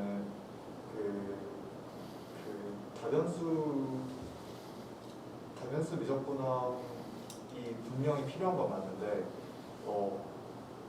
어떻게 보면은 이게 다변수 미적분학 말고도 조금 더 높은 수준의 수학이 요구되는 게 아닌지, 일반 상대성 이론에서. 그래서 그런 문제를 혹시 그런 더 높은 수준의 다변수 미적분학 밖에 어떤 더 어려운 수준의 수학적 개념이 요구된다면 그걸 어떻게 해결하실 예정인지가 궁금합니다.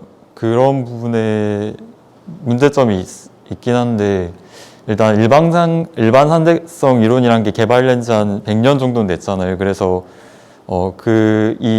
제가 원하고자 하는 중력 방정식을 유도해 주는 관련 자료들이나 서적들이 있더라고요. 그래서 그걸 이용해서 좀 제가 따라가 보면서 수학적 테크닉이나 물리학적 테크닉을 익혀보고자 하고, 방금 현규 학생이 말해 주셨던 것처럼 수학적 테크닉이 제가 배운 거 이상이 된다면 제가 좀 찾아보거나 아니면 저희 강유상 교수님한테 좀 조언을 구할 수도 있을 것 같습니다. 네, 좋은 것 같습니다. 교수님께 조언을. 아니, 당연히 해야 돼. 아니 근데 나는 퀘션을 봤지만은 한 번도 저거를 풀려고 한 적은 없거든요. 근데 사실 저게 뭘 의미할지는 뭐 대충은 아시겠지만 저 G 파트 있잖아요. G. 저게 이제 공간의 공유를 말하는 거예요. G가 여기서 나오는 G. G 미유류가요? 그 부분은 이제 공간의 공유인데 뭐 물론 거기서 말하는 공유는 공간의 시공간이긴 하지만 우리가 다루는 다변성적 문학은 이제 유클리드 공간이잖아. 이제 유클리드 공간은 공유이 다 0이에요. 어느 방향으로 그러니까 이게 미분이라고 얘기하는 게 좀 애매한데 다시 말하면 그냥 쉽게 말하면은 아까 henry가 폴리 책에 왜 x, y 미분하고 y, x 미분하는 게 같은지에 대한 측면이 있다고 했잖아요. 그게 성립하는 게 유클리드 공간이에요. 근데 이제 공률이 0이 아니면은 이제 x, y 미분한 거랑 y, x 미분한 게 서로 다르거든요. 그래서 이제 여러 가지 모양이 생기는 거예요. 공간 자체의 모양이 생기는 거예요. 그러니까 구체적으로 이제 책이 있다고 하니까 그 서사 공부를 같이 공유하면서 하면 되게 재밌을 것 같아요. 저는 개인적으로는 약간 이제 두 번째 그 수사의 움직임을 이제 상대성 이론이랑 그다음에 이제 도전 이론이랑 비교하면서 결과가 나오면 되게 재밌을 것 같은데 일단 만약에 그렇게까지 못 가더라도 우리가 이제 패키징을 잘 해야 되잖아요. 그러니까 한 곳까지 잘 포장을 해가지고 마무리가 됐으면 좋겠어요. 하여튼 얘기를 보면은 우리가 다변수 미적분학이라고 말을 그렇게 패키징을 해서 그렇지 사실 우리가 배우는 게 전부 다 해석학이랑 미분기하 정확히 미분 다양체 뭐 이런 정도의 내용을 몇 가지를 쉽게 만들어 놓은 거거든요. 최종적으로는 이제 수학의 그 학문 분야인데 이제 거기는 왜 생겨났냐? 제가 볼 때 미분기하학은 물리에서 생긴 거예요. 현대 미분기하학의 이론들은 전부 다 물리의 모티베이션을 보여줘요. 공간을 어떻게 이해할 것인가. 공부하시다 보면 약간 이제 굉장히 현지보다 더 순수한 학문적 공부를 갖고 있는 것 같은데 조금 수학으로 빠지겠다 생각도 좀 들기는 드네요. 그런 사람도 봤거든요. 물리학 하다가 수학 봤거든요.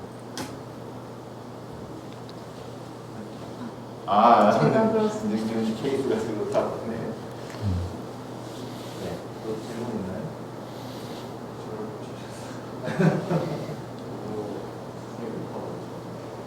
뭐 저는 모르는 거 얘기하는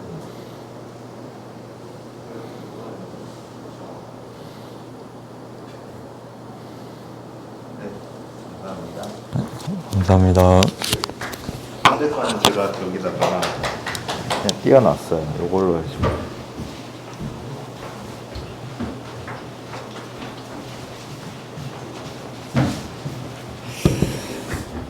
참고로 지금 나와 있지만 아까 지수도 그렇고 본대도 4학년이기 때문에 혹시나 중국어를 보시는 분들은 너무 걱정 안 하셔도 돼요. 이게 안 내려가요. 아니 요거 전체 화면을 띄워서 해보고 싶어서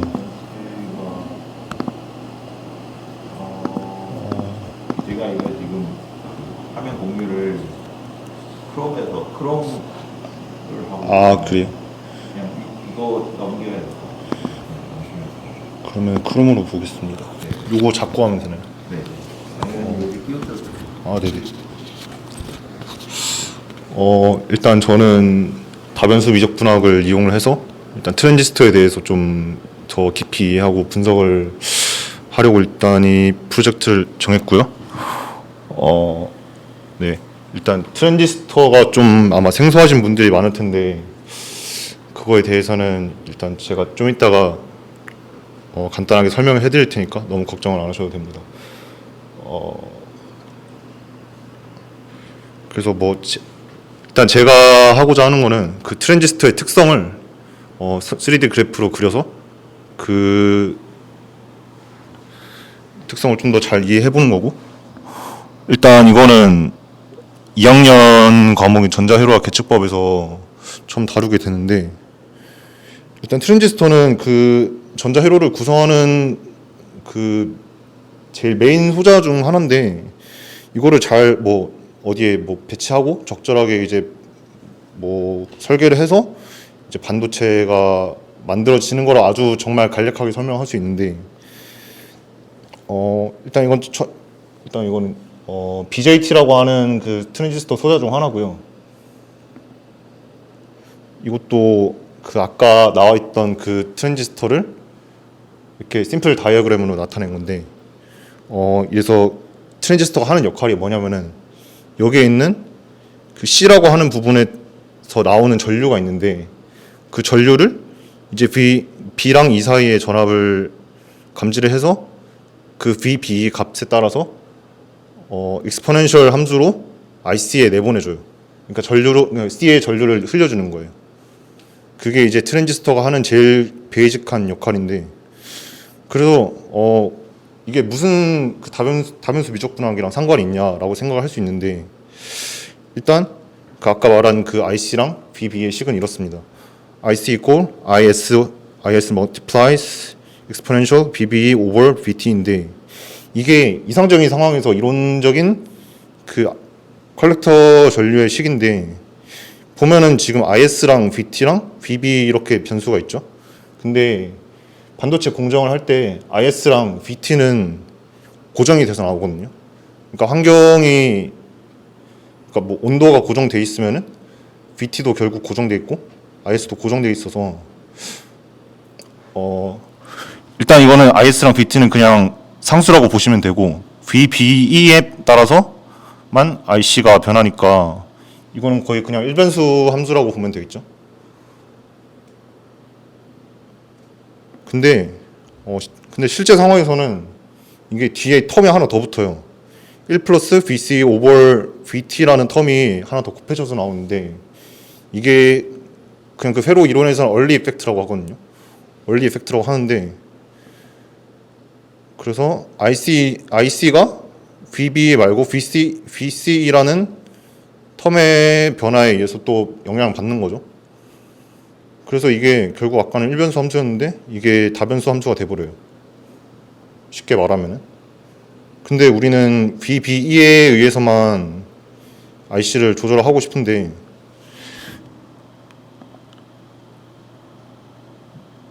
그래서 트랜지스터가 우리가 원하는 대로 동작을 하게 만들려면은 이런 이 함수의 특성을 저는 좀 더 깊이 이해해야 된다고 생각을 했었고, 그래서 그러니까 원하는 대로 동작을 하게 만들려면은 VBE랑 IC의 값을 아주 정확하게 정해놔야 되거든요. 근데 이상적으로 정해놨는데 결국 VC가 와서 또 그 동작 영역을 이제 바꾸게 되면은 원하는 이제 성능을 못 얻는 거잖아요. 그래서 이제 그 현상을 해결하기 위해서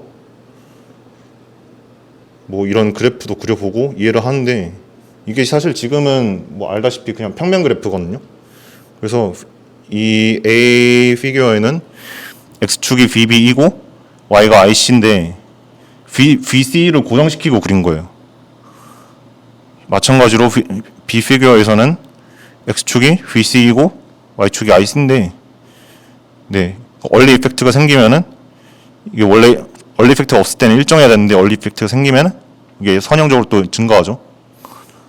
그래서 이거를 옛날에 사실 2학년 때 수업을 듣고 또 3학년 때 제가 튜터링을 했었거든요. 튜터링을 하면서 이 현상을 이제 튜티들한테 설명을 해줬는데 좀 잘 이해를 못하는 학생들이 좀 많았던 것 같더라고요. 그래서 다변수 미적분학을 배우면서 또 3D 그래프 그리는 것도 또 고를 통해서 했었잖아요. 그래서 그런 3D 그래프를 그리면은 학생들이 좀 더 이해하는 데 도움이 되지 않을까 해서 이 프로젝트를 프로포즈하게 되었습니다. 그래서 일단 제가 해야 된다고 생각하는 거는 사실 아까 전에 지금 이 리얼한 이 그 BJT의 모델을 제가 제시를 하긴 했는데 이게 사실 그 2학년 과목에서 다루고 그냥 끝났던 거거든요. 그래서 또 실제로는 이거보다 좀 더 복잡한 서피스티케이트한 그런 모델이 있을 수 있으니까 그거와 관련된 뭐 좀 더 복잡한 모델이 있는지 뭐 레퍼런스나 논문을 좀 더 찾아보고 그리고 3D 그래프를 그리는 고를 통해서 3D 피규어를 그리는 방법을 찾아보고 다시 복습을 하고 그리고 그 다변수 함수의 도함수를 구하는 방법을 좀 더 공부를 해보려고 합니다. 네. 그리고 또 이제 아까 말한 그 얼리 이펙트를 이해하는데 3D 그래프 말고 다른 툴이 또 뭐가 있을지 그거에 대해서도 고민을 하고 학기 말 보고서에 포함을 시킬 계획입니다. 제 발표는 여기까지고요. 혹시 또 질문이나 코멘트 있으면 말씀해 주세요. 혹시 전공이나 뭐 이런 주제를 선택하는 계기가 있을까요? 일단 저는 전자공학 쪽으로 대학원을 진학을 희망하고 있고 또 그 제가 전공하려고 하는 게 그 쉽게 말하면 반도체 설계거든요. 그래서 제일 기초적인 것 중 하나인데 이 트랜지스터가 그 제가 하는 전공에서 제일 기초적인 건데 아무래도 그때는 그냥 전자회로 과목을 원래 제가 다변수 미적분학 과목을 안 듣고 들었거든요. 그때는 그냥 뭐 두 변수에 의해서 결정되나 보다 하고 생각을 했는데 그러니까 입체적으로 그래프를 그리는 거를 또 이 과목에서 배우다 보니까 이쪽에 접목을 시켜 보면은 이해를 하는데 좀 더 도움이 되지 않을까 해서 이 프로젝트를 제시하게 되었습니다. 혹시 이제 여기 동기가 트위터를 하다 보니까 이제 좋은 내용을 학생들이 잘 이해를 못하더라. 3차원을 그려서 더 잘 이해시키고 싶다는 게 이제 동기였잖아요. 네, 그 프로젝트 자체에 대한 동기는 그렇습니다. 뭐 그거랑 관련해서 약간 뭐 교육적인 목적도 있는 거예요. 이 프로젝트를 해서 뭔가 어떤 내용을 가르치는데 내가 이걸 쓰면 그거에 더 발전시켜서 어떤 걸 할까요? 사실은 원래 제가 이해하는데 그냥 조금 더 에이드를 주고자 생각을 해본 건데 그냥 그 이해 방법 중 하나가 결국 그래프를 그려보는 거잖아요. 그 그래프를 그려서 나중에 뭐 제가 하든지 아니면 다른 튜터가 하든지 그 그래프를 통해서 이해를 하는데 조금 도움이 될 수도 있겠다는 생각이 들었고요. 또 다른 것 중 하나가 그 아까 그 VBE랑 IC라는 변수에 의해서 그 반도체 전체의 특성이 좌우된다고 했었는데 그래서 그 VBE랑 또 VC라는 변수가 추가돼서 다변수 함수가 된 거잖아요. 그래서 그 함수값을 원하는 함수값을 결국 찾으면은 그 이상적인 성능을 얻을 수 있는 거잖아요. 그래서 그거를 이제 그래프를 보면서 대충 어느 지점이면은 그 성능을 얻을 수 있을 것인지 그거를 이해하는데 조금 더 도움이 될 것 같았습니다. 혹시 궁금하신 거 있으신 분?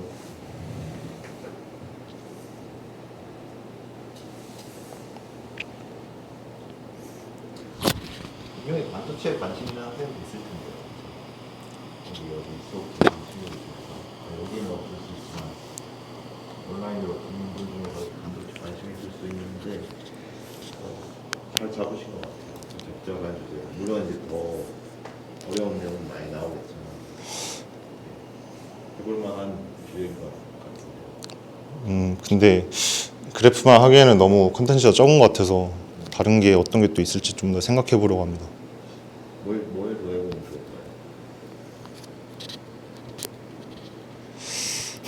개인적으로 혹시 뭐 튜터링 하다가 또 이런 것도 있으면 좋겠다 생각한 거 있어요? 좀 더 수학적인 부분이라기보다는 다른 부분이었던 것 같아서. 아니 괜찮아요.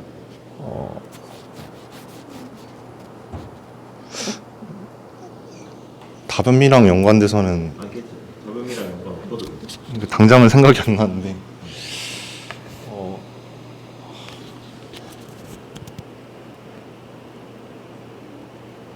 당장은 생각이 안 나요.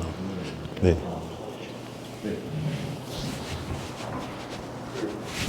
그냥 제 생각인데요. 질문은 아니고 제가 옛날에 반도체 관련해가지고 어떤 캠프를 갔다 온 적이 있었는데 그때 이제 반도체 정말 저는 이제 순수니까 순수 과학에 관심이 많으니까 반도체에는 관심 정말 없었는데 물리하는 그 캠프가 그거 하나밖에 없어가지고 억지로 가거든요. 그래서 그 막 트랜지스터 배우고 막 스피노닉스 이런 거 그냥 가볍게만 정말 어탈계식으로 알려주시고 한국과학 키스트 근데 거기서 제가 배웠던 것 중에 그나마 이해가 가능했던 게 그 히스테리시스 컬브라고 해서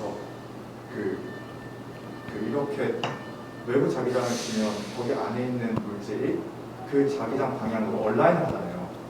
근데 이게 어떤 애는 빨리 얼라인을 하고 어떤 애는 천천히 얼라인을 하는데 그걸 보고 걔 어떤 자기적인 특성을 평가를 하더라고요. 그래서 그쪽 X축 방향이 외부 자기장이고 Y축 방향이 그 물체 내부에 있는 전자들이 형성하는 자기장의 크기인데 그러면은 이쪽으로 주면은 얘네가 올라가다가 다시 원점으로 오면 얘네가 감자 상태가 좀 남아 있어요. 그래서 Y값이 0이 아니라 어떤 양의 값이 되고 얘를 아예 무력화시키려면 아예 반대 방향으로 꺾어줘야 그제서야 이제 얘가 0이 돼가지고 서로가 이런 식으로 나오는데 이렇게 근데 뭐 알고는 아시겠지만 근데 이제 제가 생각했던 건 뭐 그러면 이거를 만약에 그 시간에 따라서 외부 자기장이 변한다고 치고 내부 자기장은 외부 자기장에 따라서 변한다고 치면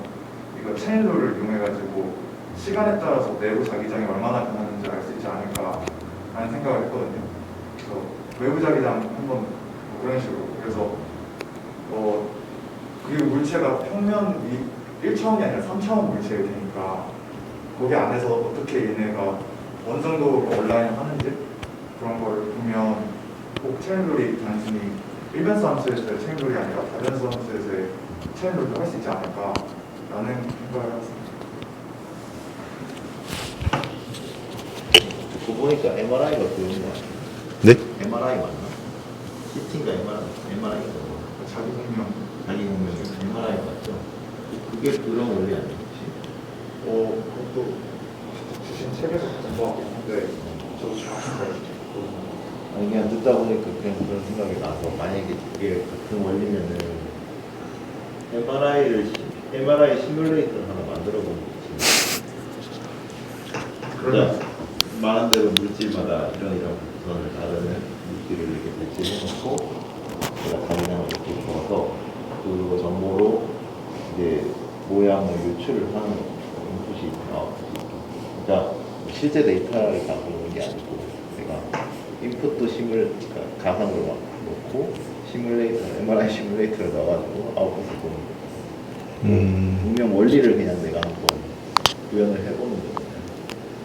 그러니까 이거는 뭐 문제가 꼭 안 해도 되는데 그런 새로운 것도 한번 해보면 재밌겠다 갑자기 그냥 생각이 듭니다. 아이디어는 무궁무진하네요.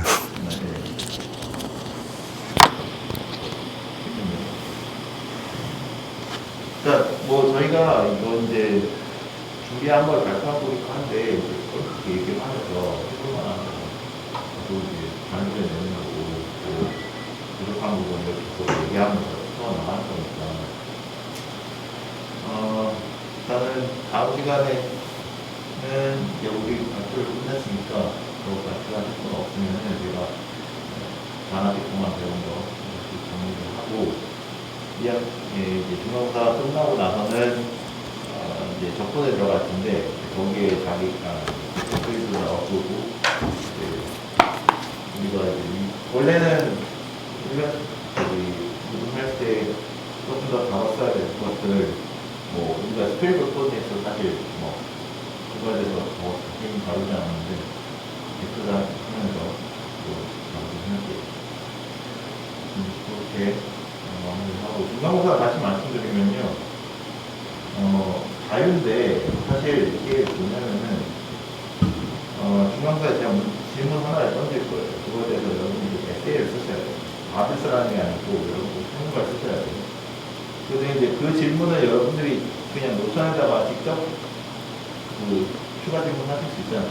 직접 하셔도 되는 질문이에요. 이제 시험 시간에 와서 하실 수 있는 시험. 그러니까 엑스트라 크레딧이긴 한데 그렇다고 우리 시험에 나쁜 문제를 내가 추가 질문을 던져서 점수를 받아도 되는 거니까 자유예요. 말 그대로 이제 엑스트라 크레딧이에요. 시험 안 본 사람은 절대 못하는 것이 아니니까. 그리고 뭐 시험이 이제 저희가 막 배웠던 내용 그대로 쓰는 게 아니니까 생각을 많이 하셔야 되고, 뭐 그런 거에 대해서 이제 해보고 싶으신 분들은 대신에 이제 와서 쓰셔야 돼요. 컴퓨터가 가져오실 필요 없고 종이에다가 이제 글자로 써야 되니까 한번 써보는 거를 한번 해보고 싶다 하는 양이 있어서 이제 그거에 대해서 제가 피드백을 자세히 드릴 테니까 뭐 한번 이제 와서 피드백 보고 나중에 이제 그 퀘스천 앤서 한 것도 제가 이제 시험을 할 거 아니에요. 아 이런 식으로 가는구나 아실 수도 있고. 네, 그럼 여기까지 하고 금요일에 또 뵙겠습니다. 수고 많으셨습니다. 감사합니다.